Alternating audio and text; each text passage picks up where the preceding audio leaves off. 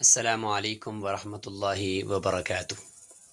ناظرین، امید ہے کہ آپ خیر و عافیت سے ہوں گے۔ رمضان المبارک کی آمد آمد ہے۔ رسول اللہ صلی اللہ علیہ وسلم نے رمضان المبارک سے پہلے شعبان کے آخر میں رمضان المبارک کے استقبال پر ایک خطبہ ارشاد فرمایا تھا۔ حضرت سلمان فارسی رضی اللہ عنہ نے اس خطبے کو نقل فرمایا ہے، احادیث کی متعدد کتب کے اندر موجود ہے۔ بعض محدثین نے اس کی سند میں ایک راوی ہے علی بن زید جدعان، ان کے اوپر کچھ کلام فرمایا ہے۔ بہرحال فضائل ہی فضائل ہیں اس خطبے میں رمضان المبارک کے، اور رمضان المبارک کے اندر رکھے جانے والے روزے اور کیے جانے والے دوسرے اعمال کے بارے میں، تو اس لیے فضائل کے باب میں یہ حدیث قابل قبول ہے۔ تو ہم اس خطبے کو ایک نظر دیکھ لیتے ہیں۔ اس سے آپ اندازہ لگائیں گے کہ رمضان المبارک کی عظمت کیا ہے، اور رسول اللہ صلی اللہ علیہ وسلم کی نظر میں رمضان المبارک کی کتنی قدر تھی۔ تو یہ نیکیوں کا ایک سیزن ابھی ہمارے زندگی میں اگر اللہ تعالیٰ لے کر آ رہے ہیں تو اس سے بڑی خوش قسمتی اور نہیں ہے۔ تو ہمیں رمضان المبارک سے پہلے ہی اپنے آپ کو تیار کرنا ہے، اور اپنے ٹائم مینجمنٹ، اپنے کاموں کو مینج کرنا، اپنے دوسرے امور کو کم کر کے صرف رمضان المبارک کی عبادات کے اوپر فوکس کرنا ہے، تاکہ بقیہ 11 مہینے ہم اسی طریقے سے گزار سکیں۔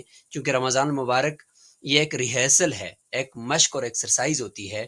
اس کے اندر اگر ہم جو کچھ بھی اپنے آپ کو کرنے کا عادی بنائیں گے، وہی ہم پھر پورا سال کرتے رہیں گے۔ تو آپ نے بھی اندازہ کیا ہوگا کہ رمضان المبارک میں ہر وہ لوگ یا ہر وہ انسان جو پورے 11 مہینے وہ عبادت اتنی زیادہ نہیں کرتا، وہ بھی رمضان المبارک میں عبادت کے لیے وہ جا رہا ہوتا ہے، سبقت کر رہا ہوتا ہے، روحانیت اس پہ غالب آ جاتی ہے رمضان المبارک کے مہینے میں۔ تو آئیے ہم رسول اللہ صلی اللہ علیہ وسلم کی زبان مبارک سے رمضان المبارک کا استقبال وہ سنتے ہیں اور پڑھتے ہیں۔ خطبہ اس کے الفاظ آپ کے سامنے ہیں کہ عن سلمان الفارسی رضی اللہ عنہ قال خطبنا رسول اللہ صلی اللہ علیہ وسلم فی آخر یوم من شعبان فقال یا ایها الناس قد اظلکم شہر مبارک شہر فیہ لیلۃ خیر من الف شہر جعل اللہ صیامہ فریضۃ وقیام لیلہ تطوعا۔ یہ آخری حدیث تک، یعنی حدیث کے آخر تک آپ خطبہ سے سنتے رہیں گے، ابھی جو جمعے آئیں گے ان میں بھی آپ سنتے رہیں گے۔ تو ہم مختصراً بس اس میں چند اس حدیث کی ترجمے کے اندر باتیں ہوں گی، ان کو ذکر کر دیتے ہیں۔ امام بہقی نے بھی اس کو روایت کیا ہے، امام ترمذی نے بھی روایت کیا ہے، اور بھی بہت ساری احادیث کی کتب کے اندر یہ روایت موجود ہے۔ حضرت سلمان فارسی رضی اللہ عنہ نے فرمایا کہ حضور صلی اللہ علیہ وسلم نے شعبان کے آخر میں واز فرمایا، اے لوگو، تمہارے پاس عظمت والا برکت والا مہینہ آنے والا ہے، وہ مہینہ جس میں ایک رات 1000 مہینوں سے بہتر ہے، یعنی لیلۃ القدر کی رات۔ اس کے روزے اللہ تعالیٰ نے فرض کیے، اور اس کی رات میں قیام کرنا، یعنی نماز پڑھنا۔ یہاں پر قیام کرنا اصل تو وہ تہجد ہے جو آخری پہر سحری کے وقت میں پڑھی جاتی ہے، وہ مراد ہے، اور ساتھ ہی جو تراویح کی نماز ہے وہ بھی مراد لی جا سکتی ہے، یعنی نفل قرار دیا ہے۔ جو اس میں نیکی کا کوئی کام یعنی نفل عبادت کرے تو ایسا ہے جیسے اور مہینوں میں فرض ادا کیا۔ یعنی اگر آپ یہاں پہ ایک نفل پڑھیں گے یا ایک سنت جو آپ پڑھتے ہیں، تو گویا کہ آپ نے غیر رمضان میں ایک فرض ادا کر لیا۔ اتنا بڑا، جس کو ہم یہ کہہ سکتے ہیں کہ اللہ تعالیٰ نے ایک پیکج ہمیں دیا ہے کہ رمضان مبارک کے اندر سنت ادا کرو، نفل ادا کرو، فرائض میں لگ رہا ہے، اور ایک فرض جس نے ادا کر دیا تو ایسا ہے جیسا کہ اس نے اور دنوں میں 70 فرض ادا کر دیے۔ اب ایک رکعت فرض اگر آپ ادا کرتے ہو تو دوسری یعنی رمضان کے بعد یا پہلے جو مہینے ہیں ان میں گویا کہ آپ نے 70 فرض پڑھ لیے، تو یہاں رمضان میں ایک فرض کے برابر ہے۔ اب اس میں اگر آپ 4 رکعت والی فرض نماز پڑھتے ہیں ظہر کی، تو اس میں آپ اندازہ لگا لیں کہ آپ کی کتنی رکعتیں ایک وقت میں ہو جاتی ہیں۔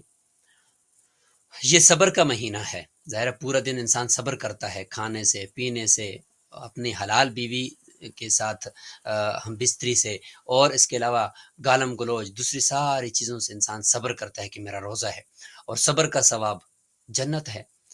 اور یہ غمخواری کا مہینہ ہے، ایک دوسرے کے اوپر غمخواری، دوسرے کے اوپر طرز کھانا، اس کے اوپر نرمی کرنا، یہ اس کا مہینہ ہے۔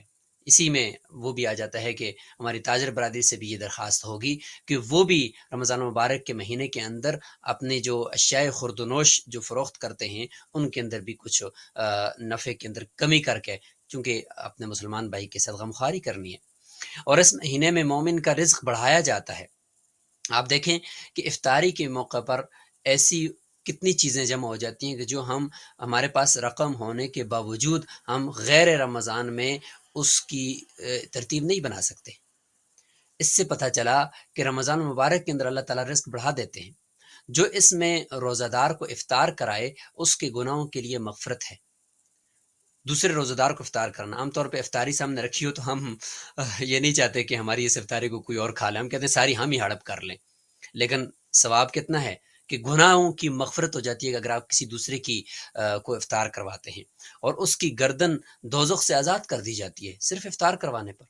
اور اس میں افطار کرانے والے کو ویسا ہی ثواب ملے گا جیسا روزہ رکھنے والے کو ملے گا۔